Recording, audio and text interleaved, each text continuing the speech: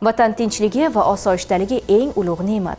Ana shu bebaho boylikni asrab-avaylash, yoshlar qalbida vatanparvarlik tuyg'ularini mustahkamlash yo'lida yurtimizda keng ko'lamli tadbirlar tashkil etilmoqda. Ana shunday ma'naviy, ma'rifiy va harbiy sport tadbiri Bo'ka tumanida bo'lib o'tdi.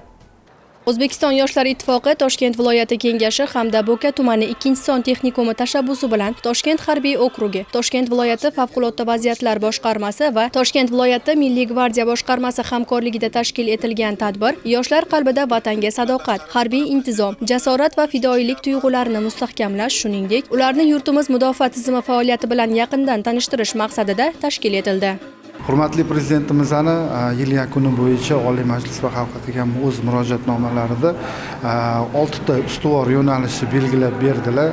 Shu 6 ta ustuvor yo'nalishi, 4-ustuvor yo'nalishi bu ijtimoiy soha, bugungi kunda yoshlarni milliy vatanparvarlik ruhida tarbiyalash, ta'lim sifati samaradorligini oshirish va o'quvchi yoshlarimizni bugungi kunda kasbga, bilimga, mehnatga yo'naltirishdagi bir aniq maqsadlarni o'zlari belgilab o'tdilar va vatanparvarlik karvoni mana bugungi kunda mana bizning texnikumimizda o'tayotganidan juda ham xursandman.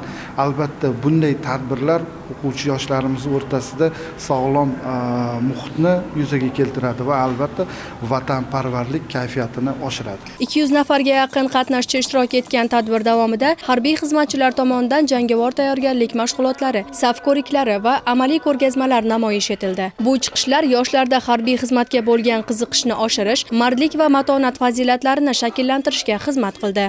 Bu bilan biz o'quvchi yoshlarni vatanga bo'lgan muhabbatini oshirish, jasoratli mard harbiy bo'lishiga tayyorlash va muhtaram Prezidentimiz Qurolli Kuchlar Oliy bosh qo'mondoni Mirziyoyev Shavkat Miromonovich olib borayotgan islohotlar, shuningdek 2026-yil 13-yanvar kuni O'zbekiston Respublikasida o'tkazilgan Xavfsizlik kengashidagi tashabbus va imkoniyatlarni yetkazish maqsadida ularga vatanparvarlik ruhida tadbirlar tashkil etdik. Bundan maqsad O'zbekiston Respublikasiga mard jasur harbiylar, yetuk mutaxassislar, shuningdek faol fuqarolarni voyaga yetkazish maqsadida amalga oshirdik.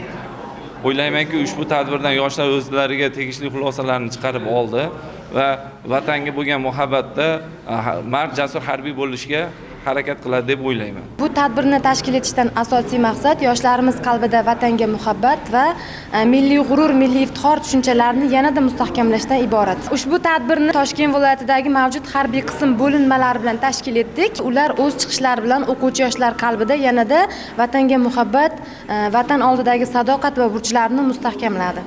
Mazkur tadbir yoshlarni vatanparvarlik ruhida tarbiyalash, ularning jismoniy va ma'naviy barkamolligini oshirish, yurt tinchligi va osoyishtaligini asrashdek muqaddas burchga sadoqat ruhini yanada mustahkamlashda muhim ahamiyat kasb etdi.